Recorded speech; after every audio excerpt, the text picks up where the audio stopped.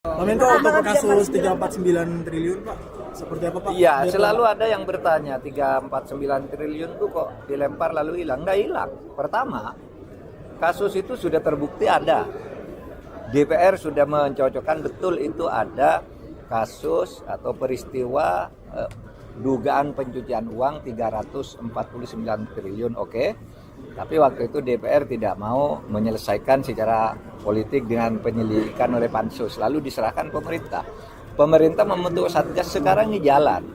Nah, orang yang tidak tahu itu kok didiemin? Enggak, itu kan 300 surat. Artinya ada dua masalah. 300 surat itu kalau diselesaikan satu-satu kan harus, pertama perlu waktu, yang kedua tidak bisa dipublikasikan semua.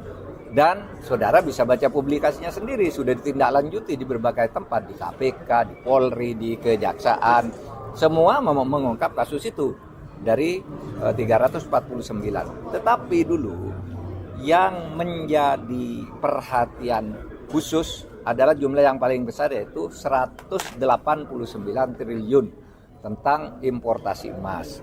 Nah, itu juga sekarang jalan ya.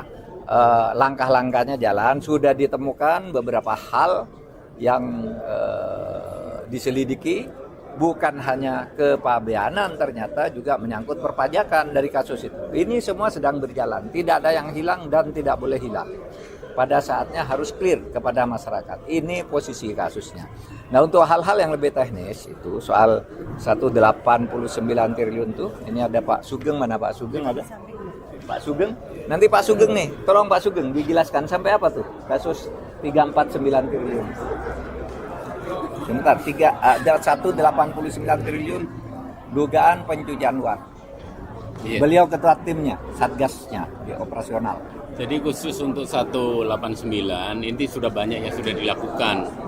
Misalnya untuk Direktorat Jenderal Bea Cukai itu sudah mengunjungi 3 tempat, memeriksa 56 pihak. Kemudian dari situ memang ada data tentang ketidakseimbangan antara barang yang masuk dan barang yang keluar. Barang yang masuk ternyata lebih sedikit daripada barang yang keluar. Artinya kan kalau barang masuk sedikit, keluar banyak, berarti ada barang lain yang ikut. Nah, ini yang sedang diteliti. Nah, di samping itu tim juga mengembangkan bukan hanya dari sisi kepabeanan tapi dengan perpajakan.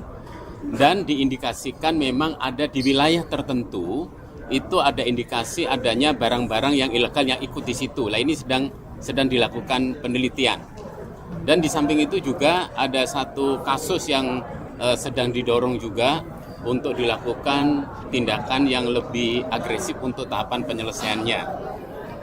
Ini bisa mengindikasikan bahwa Satgas terus bekerja, di antaranya misalnya surat keputusan Pak Menko itu selaku komite itu di awal Mei, itu di pertengahan Mei Bea Cukai sudah bergerak. Jadi perkembangannya sementara seperti itu. Jadi ya, tekanannya tersangkanya Pak Menko yang belum masih jalan. Cuma supaya difahami, kasus 349 triliun itu adalah menyangkut 300 surat. Ya, itu terpecat. Nah, apa sudah ditindak? Si Rafael Alun itu kan dari situ. Ada di situ Rafael Alun.